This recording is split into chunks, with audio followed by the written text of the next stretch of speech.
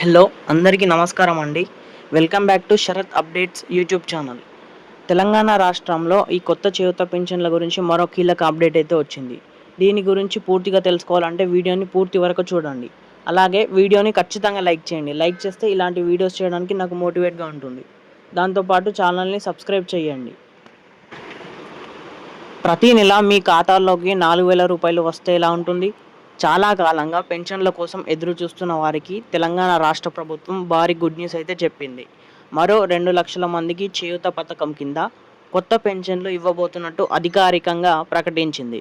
అయితే ఎవరికి వస్తాయి, ఎప్పుడు ప్రారంభమవుతాయి, ఇప్పటి వరకు ఎవరెవరికి జమ అయ్యాయి, ఏ జిల్లాలో జమ అయ్యాయి, ఈరోజు ఏ జిల్లాలో డబ్బులు పడుతున్నాయి అనేవి ఈ వీడియోలో తెలుసుకుందాం. తెలంగాణ రాష్ట్ర ప్రభుత్వం ప్రస్తుతం సంక్షేమ పథకాల అమలులో భాగంగా చాలా వేగంగా ముందుకు వెళ్తుంది.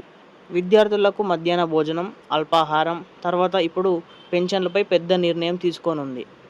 2026-27 బడ్జెట్ భాగంగా డిప్యూటీ సీఎం మల్లు భట్టి విక్రమార్క గారు ప్రకటించిన ప్రకారం మరో 2 లక్షల మందికి కొత్త పెన్షన్లు చేయూత పథకం కింద ఇవ్వాలని నిర్ణయం తీసుకుంది. ఇది చాలా పెద్ద నిర్ణయం అని చెప్పుకోవచ్చు. ఎందుకంటే ఇప్పటి వరకు కూడా లక్షల మందికి ఈ పథకం ద్వారా లబ్ధి పొందుతూ ఉన్నారు. మరి ప్రస్తుతం రాష్ట్రంలో పెన్షన్ పరిస్థితి ఎలా ఉంది?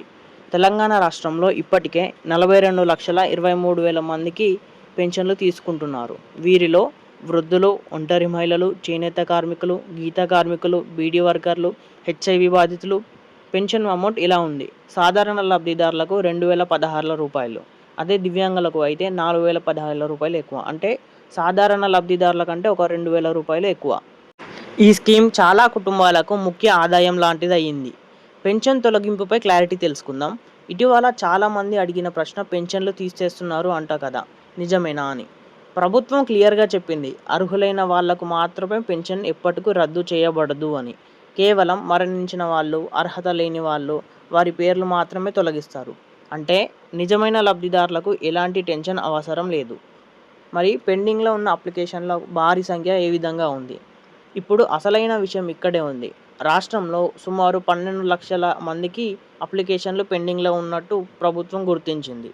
వాటిలో భాగంగా వృద్ధాప్య పెన్షన్ 4 లక్షలు, ఒంటరి మహిళలు లేదా వితంతువులకు 3.5 లక్షల వరకు, కార్మికులకు 3 లక్షలు, దివ్యాంగులకు అయితే 72,000. ఇన్ని అప్లికేషన్లు పెండింగ్లో ఉండటం వల్ల ఎంపిక ప్రక్రియ అనేది చాలా కఠినంగా ఉంటుంది. ఎప్పుడు డబ్బులు వస్తాయి? ఇది ముఖ్యమైన భాగం. ఎందుకంటే ప్రస్తుత ప్లాన్ జూన్ 2వ తేదీ నుండి కొత్త పెన్షన్ల ప్రారంభం. ఇది సాధారణ తేదీ కాదు. ఇది తెలంగాణ రాష్ట్ర ఆవిర్భావ దినోత్సవం. అంటే ఈ రోజు నుండే కొత్త లబ్ధిదారులకు డబ్బులు జమ చేసే అవకాశం ఉంది.